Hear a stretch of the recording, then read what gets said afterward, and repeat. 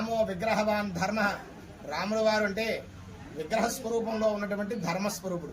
అలాంటి రామచంద్ర స్వామి వారి యొక్క ఆలయ నిర్మాణానికి భక్తులందరూ కూడా వస్తు రూపంలో, ద్రవ్య రూపంలో, ధన రూపంలో మీ శక్తి కొలది స్వామివారి ఆలయ నిర్మాణంలో ప్రతి ఒక్కళ్ళు కూడా పాల్పంచుకోండి. పత్రం పుష్పం ఫలం తోయం యోమే భక్త్యా ప్రయశ్చతి.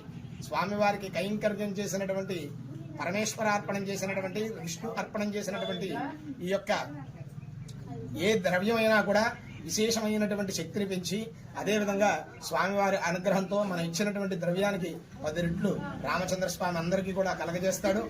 గీతలో చెప్పాడు శ్రీకృష్ణ ఉద్ధవ, ఎవరైతే నన్ను తలుచుకుని కృష్ణార్పణం రామార్పణం ఎవరైతే నాకు కైంకర్యం చేస్తారో వారికి నేను నిరంతరము కూడా వారి వెనకాలండి కాపాడుతాను సుమా అని చెప్పారు.